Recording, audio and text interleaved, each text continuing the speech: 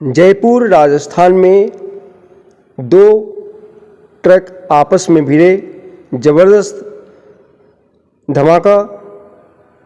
भिड़ंत इतनी तेज थी, दोनों ट्रक, एक एलपीजी दूसरी सीएनजी, दोनों में आपस में काफ़ी ज़बरदस्त टक्कर होने के बाद ज़बरदस्त भिड़ंत हुई थी। विस्फोट हुआ, आग लगा और उस आगजनी में आसपास के सभी गाड़ियां लपेटे में आ गईं और देखते ही देखते दृश्य भयावह हो गया। उसमें कई लोग घायल हो गए हैं, कुछ लोगों की जान चली गई है। प्रशासन मौके पर पहुंची, एक्शन मोड में मुख्यमंत्री और प्रशासन के साथ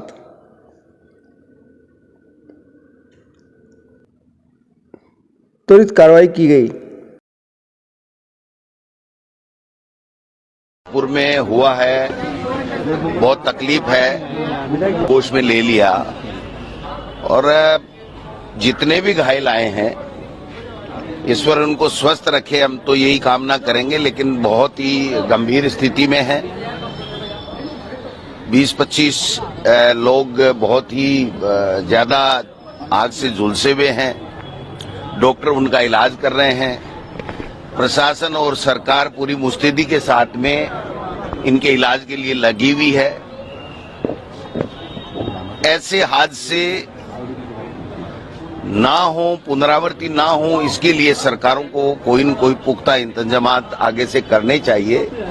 जो वर्तमान में हादसा हुआ है, ये हमारे राजस्थान के लिए, पूरे हिंदुस्तान के लिए बहुत बड़ा हादसा है। इससे हमें सबक लेकर के आगे से इस प्रकार के हादसे नहीं हो, एक उच्च स्तरीय जांच कमेटी बैठा करके और उसके बाद में सरकार को कोई न कोई ठोस कार्रवाई करनी चाहिए कि भविष्य में इस प्रकार के हादसे नहीं हो।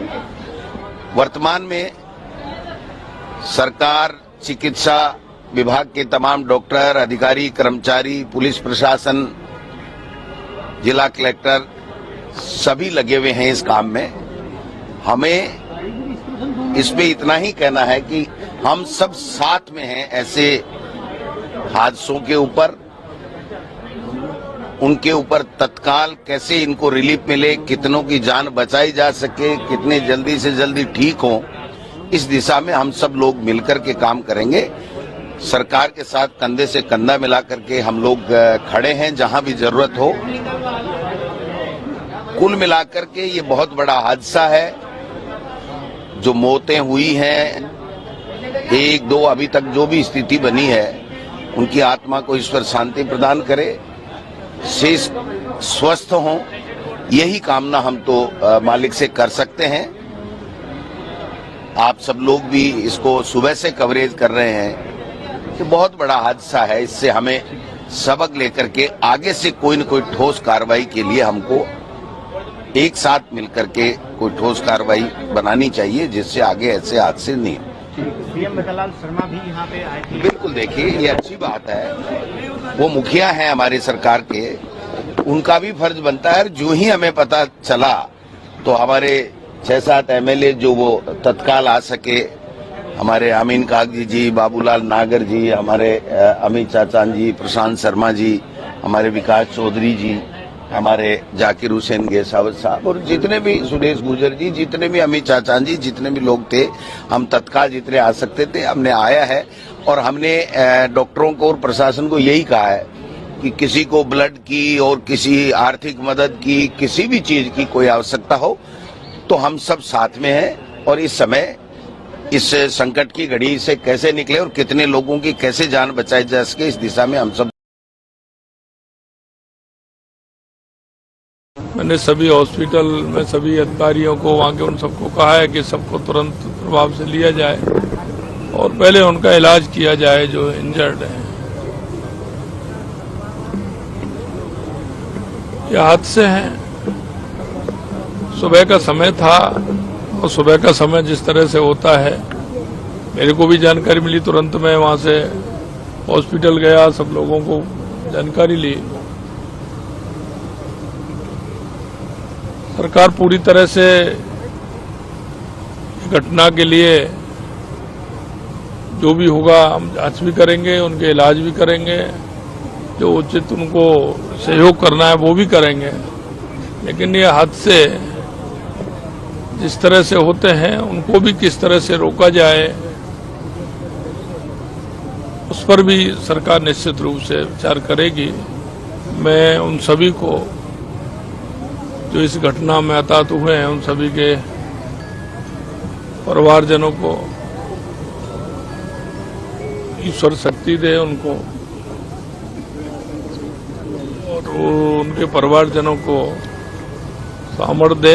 हमने एक हेल्पलाइन भी आज जारी किया है और उस हेल्पलाइन के माध्यम से किसी भी तरह की कहीं जानकारी लेनी हो तो वो भी मिलेगी, वो भी नंबर सर्कुलेट कर दिया जाएगा।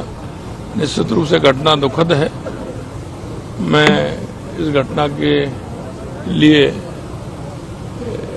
उन सभी परिवारजनों के और इंजर्ड हैं उनके लिए ईश्वर से कामना करता हूं कि वे स्वस्थ हों और उनके परिवारजनों को ईश्वर शक्ति दे। और निश्चित रूप से हमारा प्रशासन पूरी तरह से लग रहा है और जितना होगा उतना करेंगे। अभी तक मेरी जानकारी में 4 की डेथ हुई है, 4 बताए थे मेरे को भी 4 के। हाँ, और लगभग 35 लोग घायल हैं, उनका इलाज चल रहा है। मैं हॉस्पिटल से आया हूँ। देखिए अभी तो यही है, प्रारंभिक तौर पर आ रहा है कि आप देख रहे हैं सामने जो ट्रक खड़ा है, ट्रक इधर से यू टर्न हो रहा था, उधर से ट्रक आया, आपस में भिड़ंत हो गई और उसमें से जिस तरह से घटना हुई है निश्चित रूप से इसकी विस्तृत जानकारी होगी। जांच चल रही थी, ऐसा क्या केमिकल का सर कुछ आया अभी तक? अभी तो आएगा, जांच का विषय है।